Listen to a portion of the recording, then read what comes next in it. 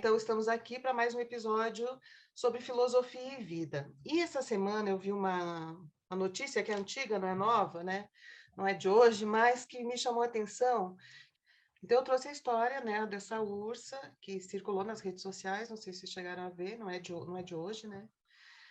Em que ela ficou 20 anos presa num zoológico, e aí ela foi resgatada e para morar numa reserva, que é essa imagem que vocês estão vendo, ela já está dentro de uma reserva.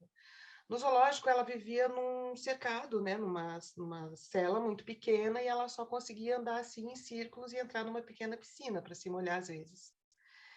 E o que chamou a atenção, assim, que é muito dolorido, né, é que quando ela quando ela foi resgatada do zoológico e foi morar aqui, né, na reserva, ela continua se movendo como se as grades da cela do zoológico ainda estivessem ali. Então, isso é uma coisa que chama muita atenção para a gente pensar sobre a nossa relação com o espaço, né? Então, ela está vivendo ainda, essa ursa, num espaço do hábito dela, né? Um espaço que ela traz na memória de comportamento, na memória de ação, no hábito. Então, ela não consegue ir além daquela fronteira, daquele espaço antigo do passado que já foi introjetado no comportamento dela, na ação dela, nos movimentos que ela treinou, que ela pôde fazer ao longo de 20 anos, né? E, bom, esperamos que ela um dia entenda que a cerca não existe mais, né? Que ela pode sair desse cercadinho que hoje é um cercadinho no hábito e na imagem, possivelmente numa imagem mental que ela tem de espaço, né? Essa aqui é uma história muito triste, a gente fica torcendo para que a ursa entenda que essa cerca é imaginária, né? Mas eu trouxe essa história para vocês pensarem na própria experiência espacial, né? Que a gente tem, tendo em vista a nossa própria memória também, a nossa própria história, assim como essa ursa. Claro, o caso dela é super radical, né? Mas serve como exemplo para dizer a questão que eu estou querendo trazer para vocês. Vocês já pensaram assim, em qual posição, em qual lugar que você foi colocado ao longo da sua vida por muito tempo? Em que lugar que você foi colocado nas relações mais importantes que você teve? Este lugar equivale a esse lugar que a Ina Ursa aprendeu como o espaço dela. E ela consegue, né, e ela fica ali. E ela se acostuma, ela cria um hábito de estar naquele lugar. E ela não entende que ela pode dar um passo a mais, porque está introjetado aquele lugar para o qual ela foi treinada durante muito tempo. Então, eu queria colocar essa questão para vocês, né? Quando a gente fala assim, cansei de andar em círculos, na minha vida eu não consigo sair do lugar.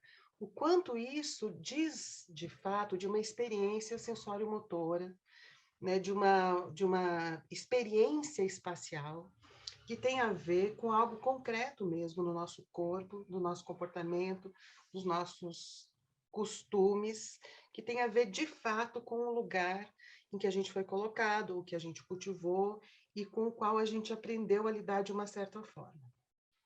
E quando a gente sai desse lugar, né, quando as circunstâncias mudam, a gente continua fazendo como a Ina, né? A gente continua se movendo, agindo, se comportando como se estivesse naquele outro lugar no qual a gente não está mais. Então, a gente reproduz determinadas posições, reproduz uma história, né?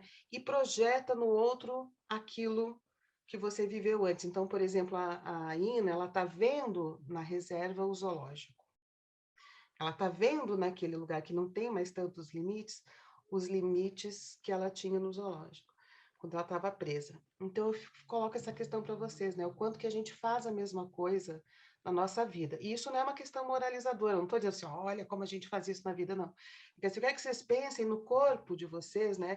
Nas disposições corporais, no modo como você se coloca, se dispõe na relação com o outro, o quanto que a gente pode estar na verdade, a gente está repetindo muita coisa, porque é assim que a gente aprende a lidar, que o nosso corpo aprende a lidar com o ambiente, né?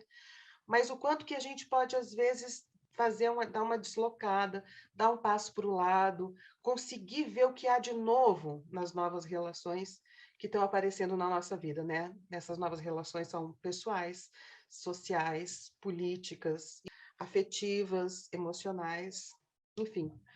que podem estar aí à nossa volta enquanto a gente, né, disponíveis à nossa volta, enquanto a gente ainda acha que está lá preso no zoológico, né, lidando com uma grade, com uma cerca imaginária.